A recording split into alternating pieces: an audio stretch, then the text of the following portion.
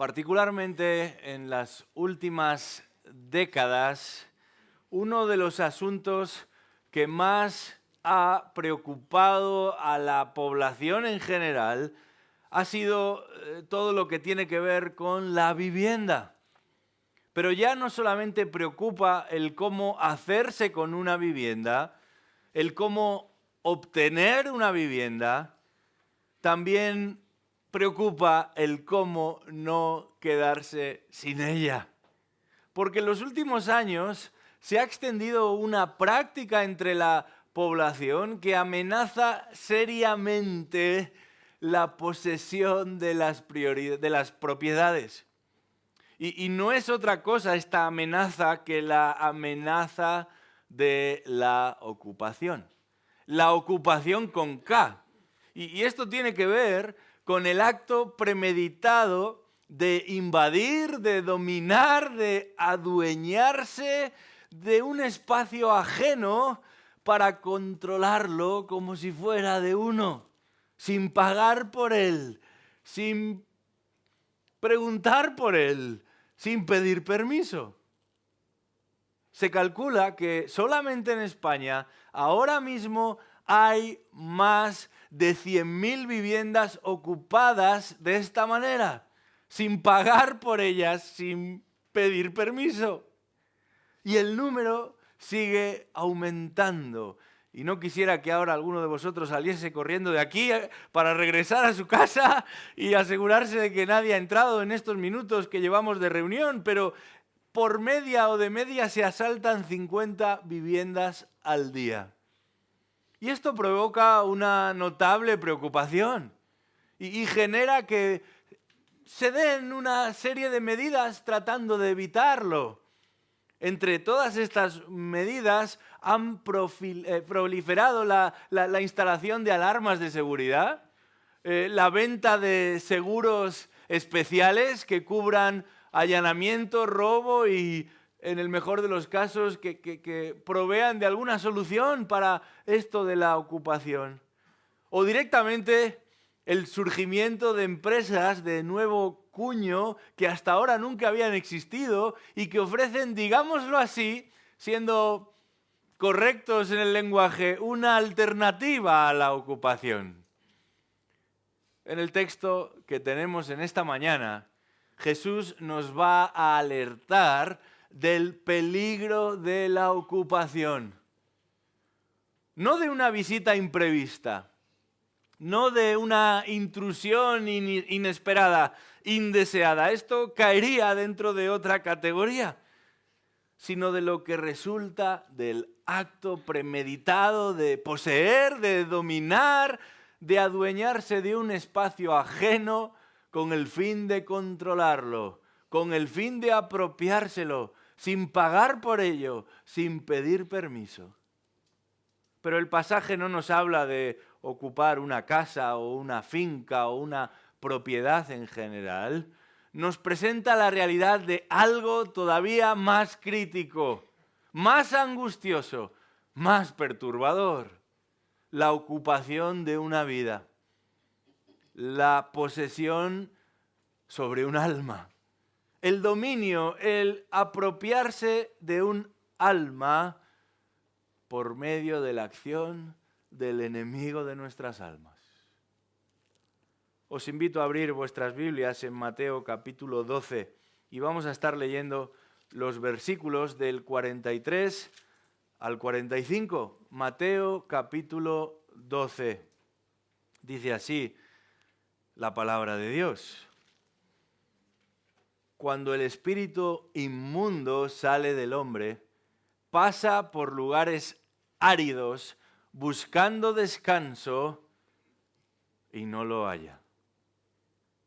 Entonces dice: volveré a mi casa de donde salí, y cuando llega la encuentra desocupada, barrida y arreglada. Va entonces y toma consigo otros 7 espíritus más depravados que él, y entrando moran allí. Y el estado final de aquel hombre resulta peor que el primero. Así será también con esta generación perversa. Hasta aquí nuestra lectura en esta mañana. Y lo que nos encontramos aquí es con la alerta de Jesús ante la amenaza para esta generación, para cada generación. Y la amenaza está en vivir bajo el dominio, bajo el control, bajo la influencia del príncipe de este mundo. Esa es la amenaza. Y la salida, la solución para el alma no está simplemente en verse liberada de delincuentes o de merodeadores, sino en estar controlada por Dios, salvaguardada por Dios, gobernada por el Espíritu de Dios. Porque ni nuestro mal procede de afuera, ni nuestro bien final lo encontraremos dentro. Y lo primero que nos encontramos aquí es con lo que podríamos llamar la actividad. Versículo 43. La actividad, dice ahí, cuando el espíritu inmundo sale del hombre, pasa por lugares áridos buscando descanso y no lo halla. Se trata esta de una actividad extraña, insólita y, ¿por qué no decirlo?, desconocida para nosotros todos, que somos seres humanos, que tenemos un cuerpo, que no dejamos el cuerpo y nos dedicamos a caminar errantes de aquí para allá. La actividad que Jesús describe en estos versículos tiene que ver con lo que Él mismo denomina la actividad de un espíritu impuro, la actividad de un espíritu inmundo, depravado, un espíritu que, dice el texto, se mueve, busca, se afana y actúa tratando de alcanzar ciertos objetivos malos, ciertos objetivos degradantes, ciertos objetivos negativos, impuros. Y la pregunta que algunos estarán haciendo llegados a este punto de nuestro texto y de nuestra exposición es la siguiente: ¿qué nos ha traído hasta aquí? ¿Por qué Jesús, que se encuentra en medio de una conversación con los religiosos, con los escribas, con los fariseos, termina hablando de espíritus impuros que se mueven de aquí para allá buscando hacer el mal? Nos acercamos al final de este capítulo 12 del Evangelio de Mateo. Y el asunto sobre el que trata este capítulo 12 del Evangelio de Mateo no es otra cosa que el de la superioridad de Jesús. La superioridad de Jesús. Y esto es algo que los religiosos rechazan. Pero algo que este Evangelio de Mateo recalca constantemente. Porque el objetivo principal de este Evangelio de Mateo es confirmar que Jesús es el Mesías. Es demostrar que Jesús es el Hijo del Hombre, el legítimo enviado del cielo, que se hace hombre para salvar a los hombres. Y por eso, y para eso, se nos insiste una y otra vez en que es aquel y no otro al que estaban esperando. En que es aquel y no otro al que necesitan. Es solamente Él y ningún otro, el único cualificado para gobernar. Porque cuenta con toda la autoridad, con toda la legitimidad, porque es superior a todo y a todos. Por eso no hay tormenta que se le resista. Por eso no hay enfermedad que se le resista. Ni aun la muerte misma es enemigo lo suficientemente grande para Él, lo suficientemente fuerte para Él. Y no hay argumento ni planteamiento que cuestione, que rebata, que refute, que termine con su autoridad. Esto es lo que Mateo ha venido demostrando capítulo tras capítulo. Y en este número 12 de su colección se nos advierte que esa autoridad no termina en la esfera de lo visible. Esa superioridad no se agota en lo que podemos ver o entre lo que podemos ver, sino que también alcanza el ámbito de lo invisible. El ámbito de lo invisible al que pertenecen estos espíritus inmundos. Y es también sobre ellos y contra ellos que Jesús ha venido demostrando su superioridad a lo largo de este Evangelio. Jesús no es un siervo del diablo, es el Señor del diablo. Él es el amo de Satanás, no un vasallo de Satanás. Como decía Martín Lutero, el diablo es el diablo de Dios. Pero tanto él como sus secuaces, sus aliados, no dejan de ser una amenaza para una humanidad que sigue muy cómoda en la oscuridad, que se mueve lejos de la luz, que disfruta y se encuentra satisfecha alejada del foco que señala lo que hace mal o lo que está mal, que se refugia en la oscuridad, que rechaza la luz porque se siente mucho más cómoda y satisfecha en las tinieblas. Jesús había sanado a uno con un espíritu inmundo en este mismo capítulo 12 del Evangelio de Mateo, y es hacia lo que va a suceder después, y es por lo que van a decir después esos religiosos y esos fariseos y esos escribas, que ahora él cerrará la conversación con este asunto que tenemos delante. Pero en cualquier caso, hemos de reconocer que este es un tema que incomoda a más de uno. Hablar de lo paranormal, de lo que se escapa a lo que es normal, de lo que va más allá de lo normal, esto es lo que significa esa palabra paranormal, resulta disparatado, absurdo o directamente anticuado para la mayoría. Especialmente en este tiempo que nos toca vivir. Particularmente en este momento de la historia en el que estamos ante el pensamiento más razonable, supuestamente más racional desde que el hombre es hombre. Y mucha gente piensa que eso de los espíritus, que eso de un mundo espiritual, pertenece a una época más oscura, más mediocre, a una época que ya hemos superado, que se ha quedado atrás. El lema para muchos hoy es ese de si no lo veo, no lo creo. Lo cual no deja de ser tan fiable como una silla que solamente tiene dos patas. O tan falaz como un cinturón sin hebilla. ¿Por qué? Porque por definición uno solo puede creer lo que no ve. Si lo ves, ya no lo crees, lo ves.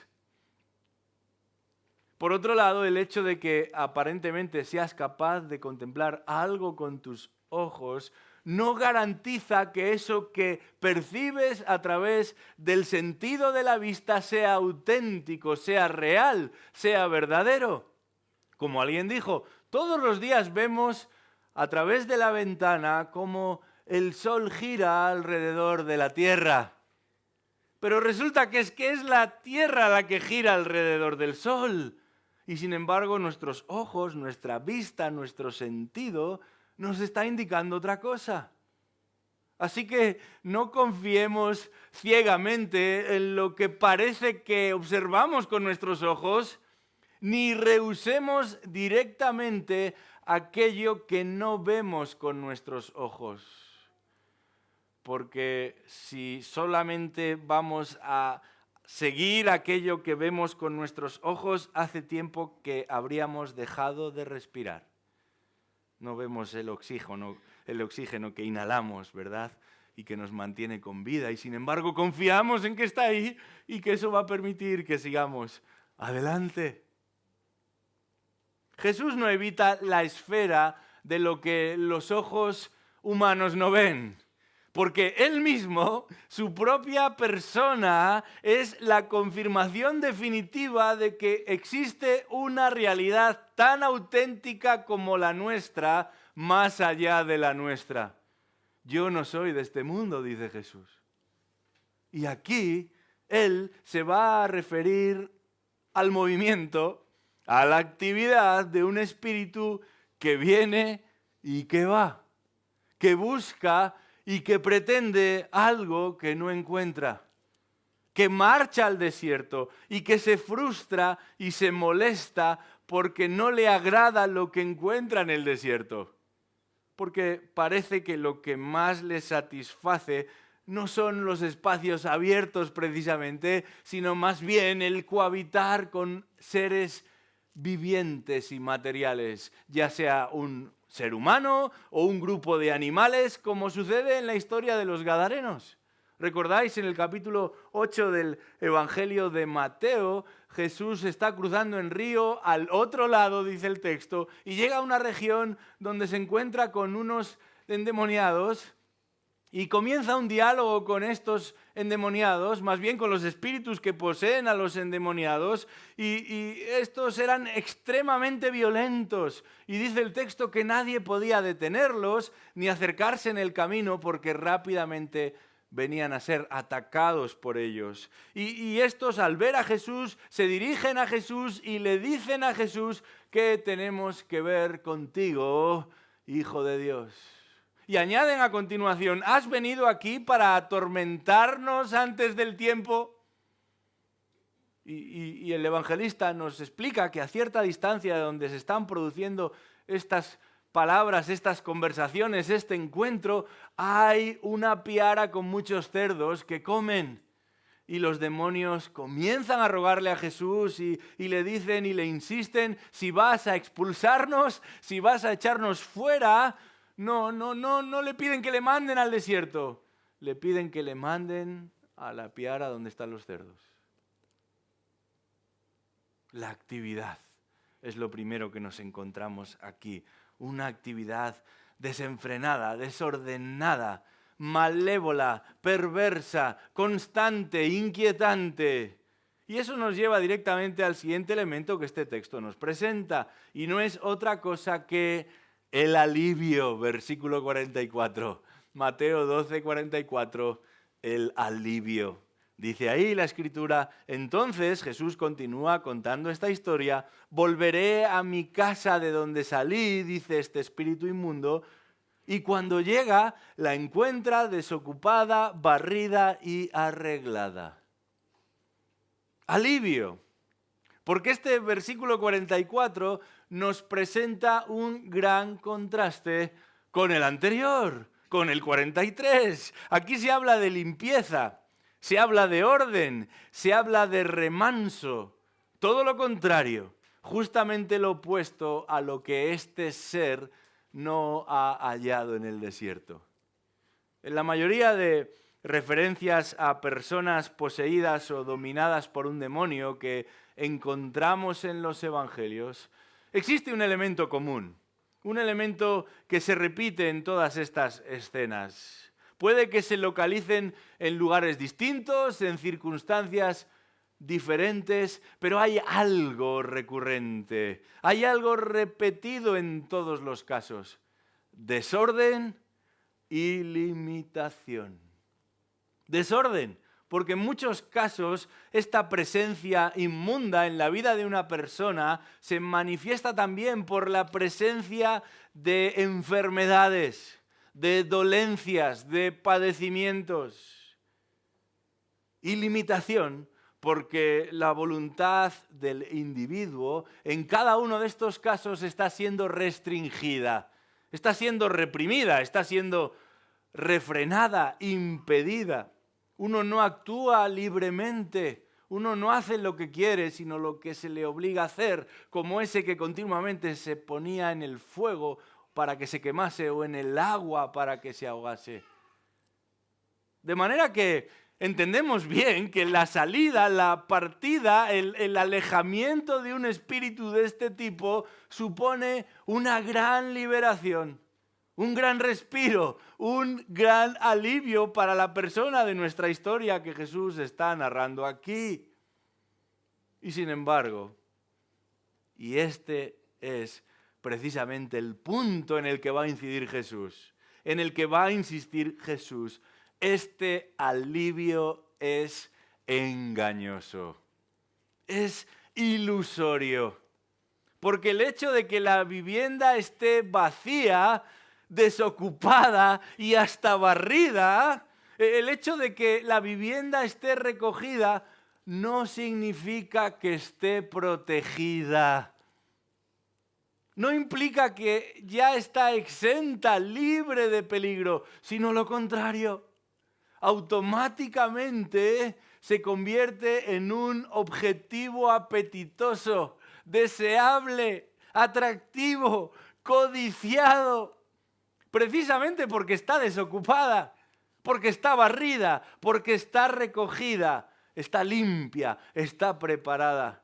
Pero además, y sobre todas las cosas, y este es el énfasis de Jesús, está desprotegida. Este, que es el modus operandi más habitual en lo que tiene que ver con la ocupación de las viviendas, buscar las que están desprotegidas, a las que se puede acceder fácilmente y en cuanto mejor estado estén mejor, porque menos labores y trabajos tendré que hacer, es también el caso para con el ser humano. No son las almas en las que reina una presencia evidente, una supervisión constante, las que están en riesgo, las que están en peligro. Son las que están vacías, son las que están desprovistas de vigilancia espiritual. Esas son las que están en riesgo, esas son las que están en peligro, esas son a las que Jesús apunta aquí por medio de esta historia. De hecho, fíjate de qué manera habla este espíritu de la persona de la que un día salió. Dice el versículo 44, mi casa, mi casa. ¿A qué nos recuerda esto? Bueno, vamos a dejar al marcianito este flotando en el ambiente. Lo mismo decía ET, ¿verdad? Mi casa. Bueno, esto es lo que dice el espíritu inmundo aquí. Mi casa, todavía la considera su casa. Sí, ha salido de ahí.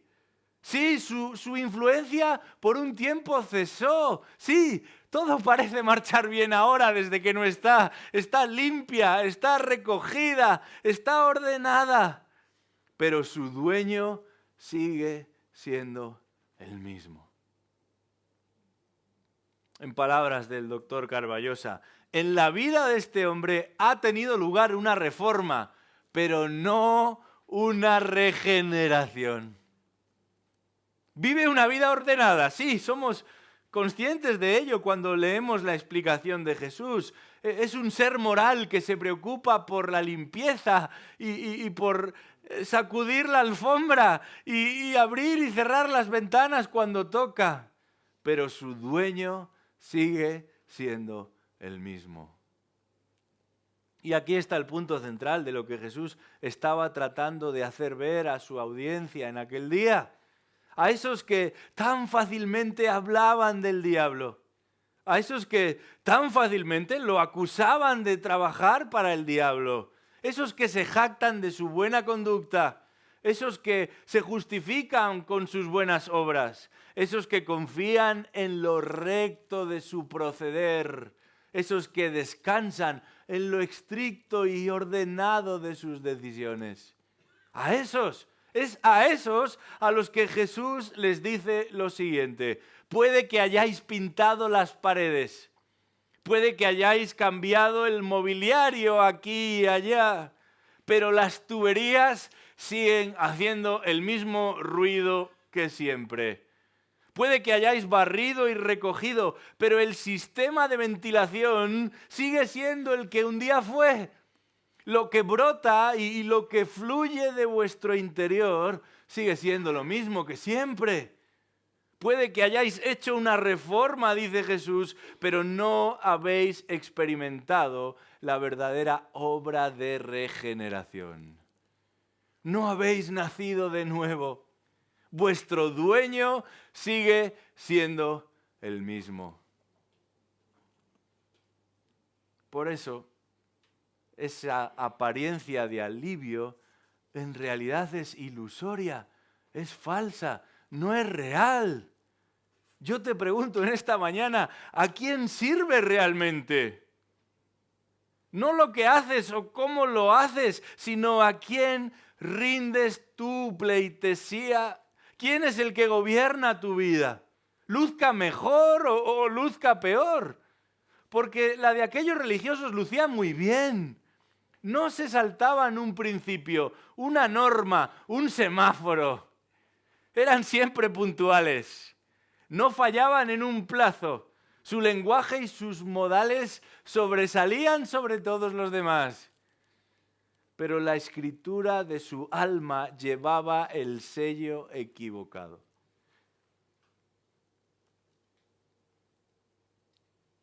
Y eso nos lleva directamente al tercer elemento con el que Jesús va a concluir esta breve historia. Breve, pero inquietante historia. Hemos hablado de la actividad, hemos hablado del alivio y el pasaje termina refiriéndose a lo que podríamos llamar la atadura. Atadura. Versículo 45 de Mateo capítulo 12. Va entonces y toma consigo otros 7 espíritus más depravados que él, y entrando moran allí, y el estado final de aquel hombre resulta peor que el primero. Así será también con esta generación perversa. La atadura. John Owen, el puritano, que por cierto se dedicó a enseñar por muchos años a jovencitos, y cuando leemos sus obras hoy nos parecen muy difíciles, muy complejas, y sin embargo eran chavales de 14, 15 y 16 años quienes atendían a sus clases. No creo que la culpa sea de esos chavales, sino más bien la nuestra, al no ser capaces de entender lo que alguien como él tiene que decir. Pero en uno de esos libros dedicado a este grupo de jovencitos, escribió lo siguiente: alguien puede ser el mejor santo del mundo, pero si abandona este deber, caerá en tantos pecados malditos como cualquier otro de su especie. Esto es otra manera de decir: el que cree que esté firme, mire que no caiga, y que no caiga estrepitosamente. Esto es lo que Jesús está tratando de señalar delante de aquellos religiosos. Porque parecía que todo había cambiado para este individuo. La casa está limpia, la casa está recogida, se ve bien. Y sin embargo, aunque la casa está limpia, aunque la casa está recogida, aunque se ve bien, sigue siendo propiedad del espíritu inmundo. Dice el versículo 44 que hemos leído ya: volveré a mi casa. Y tanto que decide volver. Porque lo va a hacer acompañado por 7 otros espíritus inmundos que Jesús dice son peores todavía que en él, son más peligrosos todavía que él, son más dañinos, más depravados que él. Y la intención aquí que Jesús señala en esta historia no es la de hacer una visita para enseñarles dónde solía vivir hace un tiempo, sino literalmente morar. Esto significa que no van a pasar unos días de vacaciones allí, sino que van a establecer su residencia definitiva en ese lugar. La palabra nos habla de una permanencia indefinida. Ya sea que hablemos directamente de la influencia de un espíritu o de 8 espíritus, como es el caso que Jesús describe en este pasaje, algo común en la época en la que él vivió, algo común en una cultura constantemente involucrada e interesada en lo oculto, obsesionada con lo oculto, donde la brujería y la adivinación formaban parte de sus prácticas habituales y aún el culto a los demonios estaba presente en las diferentes creencias y religiones que Israel, y en este caso el pueblo judío, tenía a su alrededor. Ya sea que hablemos directamente de la influencia de un espíritu o de 8 espíritus, como Jesús señala aquí en esta historia, en esta parábola que les está contando a sus audiencia y a sus escuchantes, o ya sea que hablemos directamente de la influencia del pecado, de la influencia de un hábito, de unos hábitos pecaminosos en particular, que probablemente sea lo que afecte a la mayoría de los que estamos aquí, la problemática a la que Jesús apunta es la misma. Porque Él no está insinuando que en un momento determinado, si nos conducimos sin orden en lo que a nuestra devoción se refiere, sin rendirnos a el señorío de Cristo en lo que a nuestra obediencia se refiere, un espíritu, un demonio vendrá y nos poseerá. Él no está diciendo eso. Él se dirige a toda una generación y les advierte que de la misma manera que aquellos que están dominados por un demonio no pueden regirse justamente delante de Dios ni de sus contemporáneos, aquellos que viven regidos por el pecado y la oposición a Dios no pueden conducirse rectamente delante de Dios ni de sus contemporáneos. Quizás nos parezca menos estridente, menos molesto, menos inquietante el hablar de un pecado o de un hábito pecaminoso, pero no deja de suponernos el mismo problema. Seguimos viviendo bajo la influencia del diablo. Colaboramos cuando damos rienda suelta al pecado o a un hábito pecaminoso con las obras del diablo. Somos siervos del diablo. Trabajamos para engrandecer el nombre del diablo. Y eso es un problema serio. No se trata de un asunto privado entre tú y Dios.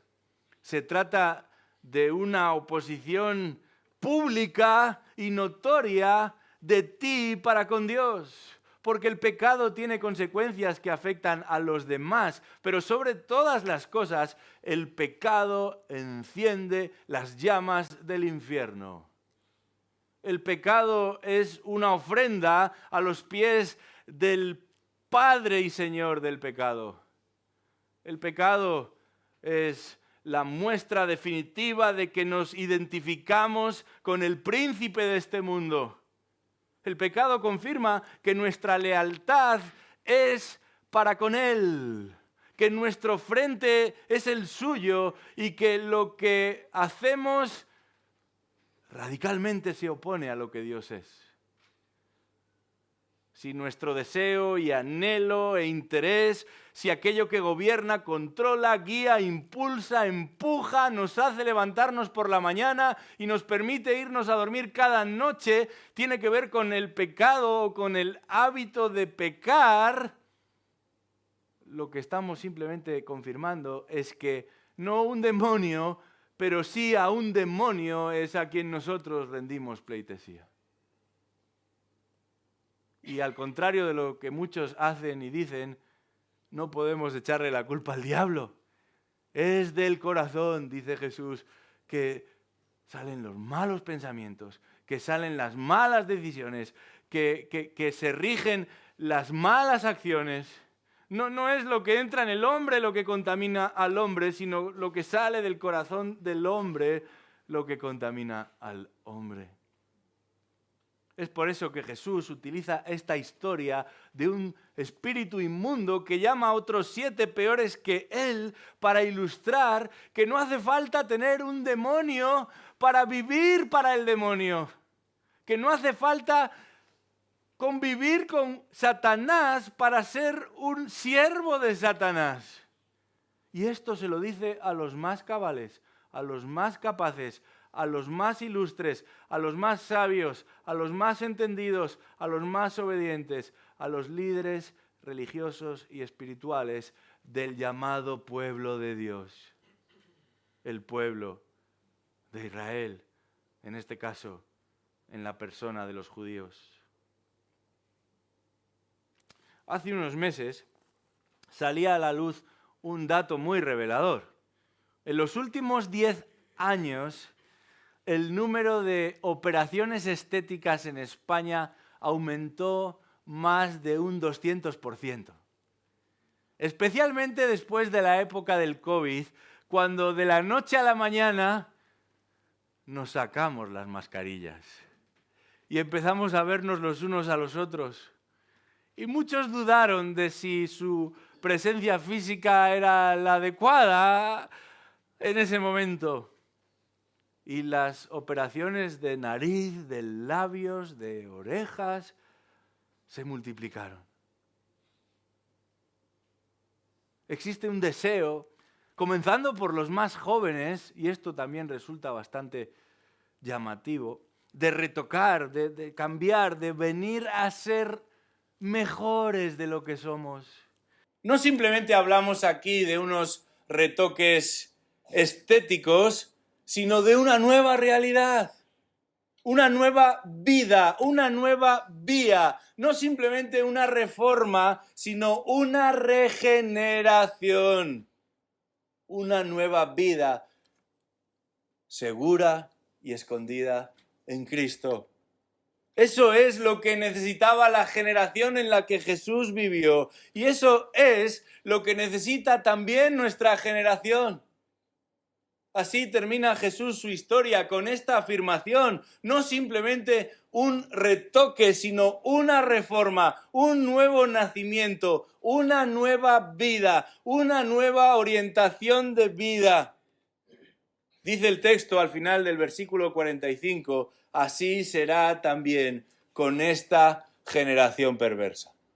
Y de nuevo, Jesús no está diciendo que todo el pueblo judío va a terminar poseído por un demonio o por muchos demonios, sino está tratando de hacerles ver que mientras su amo sea ese Satanás, mientras sigan sujetos al espíritu de este mundo, mientras vivan de espaldas a Dios, pero de frente al diablo, su degradación, su deformación, solamente aumentará, solamente crecerá, solamente se multiplicará. Y es interesante que Jesús utilice la palabra generación una vez más, porque ya les ha llamado en el pasado camada de víboras. Y la idea, de nuevo, es que pertenecen a una simiente muy particular, la simiente del diablo. Y todos pertenecemos a una simiente muy particular, a la simiente del diablo. A menos que Cristo produzca vida y vida espiritual y pasemos a ser nacidos de Dios. Todos pertenecemos a la misma generación. La Biblia no habla de distintas razas, de distintas clases de hombres, de distintas categorías de seres humanos. La Biblia habla de una sola, la de los hijos de Adán. Y a menos que vengamos a ser hijos de Dios por medio de Cristo, esa es nuestra generación, esa es nuestra condición, esa es nuestra constitución. Por eso no es suficiente con reformar lo que está fuera, no es suficiente con limpiar lo que queda afuera. Necesitamos una regeneración completa. Necesitamos nacer de nuevo, como Jesús le dijo a aquel sabio e ilustre escriba llamado Nicodemo, te es necesario nacer de nuevo. Una nueva vida, una nueva orientación de vida. Y esto solamente lo puede producir Cristo. Esto solamente lo puede conseguir Jesucristo. Para eso ha venido, para eso ha sufrido, para eso vivió y para eso murió, para llevarnos a Dios, para perdonar nuestros pecados y limpiarnos de toda maldad, para trasladarnos del reino de las tinieblas al de su amado Hijo, para hacernos escapar, para liberarnos, para romper las ataduras que nuestra propia Constitución traía consigo e incorporarnos como esa simiente que se coloca en el olivo al que nunca perteneció y que pueda germinar y crecer y producir fruto. Al punto que los que no teníamos ningún derecho, los que no teníamos ninguna parte, los que pertenecíamos a la esfera de este mundo, una esfera caída, una esfera torcida, podamos experimentar perdón, podamos experimentar reconciliación, podamos vivir y convivir en una íntima y genuina comunión con el Dios Santo, a un nivel totalmente desconocido. Y aunque será el objeto de nuestro estudio la próxima vez, si avanzamos por un segundo al versículo 46, resulta interesante que Mateo dice que mientras aún Jesús estaba hablando de estas cosas, va a hacer referencia a la estrecha conexión, a la íntima relación, a la profunda unión que existe entre aquellos que le siguen frente a aquellos que lo rechazan. Entre aquellos que están seguros en Cristo frente a aquellos que se oponen a Cristo. Y se nos presenta un Jesús refiriéndose a un grupo de personas que le siguen y le respetan y le obedecen y que son llamados mi familia. ¿Te das cuenta de nuevo a esta idea que está detrás de ser parte de la generación, de la simiente, de la familia, del príncipe de este mundo, o ser parte de la generación, de la simiente, de la familia de Dios a través de Cristo? Unos se han quedado ahí como parte de esa generación perversa y torcida que irá de más en peor, de peor en peor. Pero otros han sido rescatados. Han sido incorporados, han sido adoptados. Y Jesús llega a decir, en una cultura judía en la que la familia tiene tanto valor e importancia, ellos son mi familia ahora. ¿Es esa tu confianza en este día? ¿Te has arrepentido de tu vana manera de vivir? ¿De tu inútil manera de vivir? Y no importa si tu moral es peor o es mejor. No importa si tus obras lucen mejor o lucen peor. No hablamos simplemente de mantener una ética o un estándar de vida lo suficientemente elevado para satisfacer los estándares de tu momento y de tu época, sino que hablamos de presentarnos delante de Dios. Y del mismo modo que a Adán y a Eva no les sirvieron esos trajes que ellos mismos confeccionaron para esconder sus vergüenzas, y Dios tuvo que sacrificar a una víctima y vestirles con un ropaje adecuado, no servirán delante de Dios tus intentos de presentarte delante de Él. Solamente la justicia que Cristo te regala es la que Dios va a aceptar llegado el momento. Has confesado delante de Dios que has vivido provocándole, que has vivido privándole de tu lealtad, que has servido a otros intereses, pero no a los suyos, que has tenido otras intenciones, pero no las suyas, que no le has amado como Él merece, que no le has honrado como Él se merece.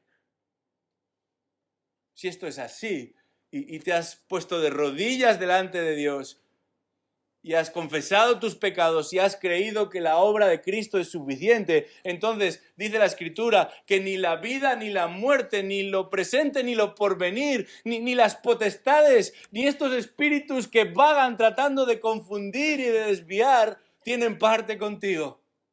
estás seguro en la persona de Jesucristo. Puedes descansar en Él porque sus promesas son fieles y verdaderas. Pero si este no es el caso, deberías estar temblando. Deberías estar temblando porque lo que has experimentado o lo que has conocido no es ni mucho menos comparable a lo que un día tendrás que enfrentar. Nada del mal que has experimentado o que has oído o que has visto en este mundo tiene que ver con el que un día habrás de enfrentar. Ese día sí, en la presencia de miles y de millares de demonios y de seres degradantes, impuros, que junto con otros como tú pensaron que sabían mejor que Él. Que junto con otros como tú pensaron que podían hacerlo mejor que Él. Pensaron que Dios no era suficientemente bueno para ellos. Pensaron que Dios no era lo suficientemente atractivo para ellos. Pensaron que Dios no era lo que iba a colmar de bien y de satisfacción su vida y creyeron que podían darle la espalda y arrojar a un lado y matar, como dice Pedro, al autor de la vida. Y es por eso que el infierno nunca se termina. Porque no hay posibilidad de arrepentirse. Porque no hay posibilidad de dar marcha atrás. Porque no hay posibilidad ni tampoco voluntad de querer volverse a Dios y reconocer que solamente en Cristo hay sentido, vida, esperanza y verdadero orden. Que el Señor tenga misericordia de cada alma en este lugar, porque las palabras de Jesús siguen vigente hoy. El estado final de aquel hombre que no está dispuesto a entregar la posesión de su vida a Cristo es peor que el primero. Así será también con esta generación perversa. Vamos a orar. Señor y Padre Celestial, tenemos tanto por lo que darte las gracias en este día, porque todos merecemos ese triste final. No hay ni uno solo que sea justo, no hay ni uno solo que escape a esa valoración del santo juez. Y sin embargo tú nos has dado a tu Hijo, el amado, aquel en quien encuentras toda complacencia. Y lo has hecho para darnos vida y vida en abundancia. Lo has hecho para sanar, pero no de una manera parcial, sino absoluta, un alma podrida y enferma, moribunda y sin esperanza. Te damos las gracias, oh Dios, porque el Cristo que muere y resucita es el autor de nuestra salvación. No solamente es el autor de la vida, es el autor de la vida eterna, el autor y consumador de nuestra fe, el proveedor de aquello de lo que nosotros carecíamos. Una justicia necesaria para adentrarnos en un mundo perfecto y justo, como es el mundo en el que tú habitas. Te pedimos, oh Dios, que tengas misericordia de aquellos que todavía no han visto su necesidad, que juegan a la iglesia, que vienen aquí porque saben que es lo adecuado quizás, pero no se han rendido a tus pies. No simplemente para obtener un perdón que necesitan, sino porque han de honrarte como es debido, porque han de reconocerte como tú mereces, porque un día toda rodilla se doblará. Y hoy, no después, hoy, no mañana, es día de salvación. Pedimos que tú obres poderosamente en medio nuestra. Y aquellos que se han relajado, aquellos que han permitido que las telarañas crezcan en el interior de su alma, que llevan tiempo sin barrer y sin limpiar, no porque hay un espíritu inmundo que los impulsa a ello, sino porque ellos mismos se han abandonado, ellos mismos se han relajado, que puedan volver a entender que han de seguirte a ti, que han de darte prioridad a ti, y que no hablamos de un Belial, sino del Hijo de Dios viviendo en nuestro corazón. No hablamos de un espíritu cualquiera, sino del Rey de la historia viviendo en nuestro interior. Permítenos que podamos ser dignos, aunque simplemente débiles como vasijas que somos, pero dignos templos del Espíritu de Dios. Oramos esto en el nombre de Jesús. Amén.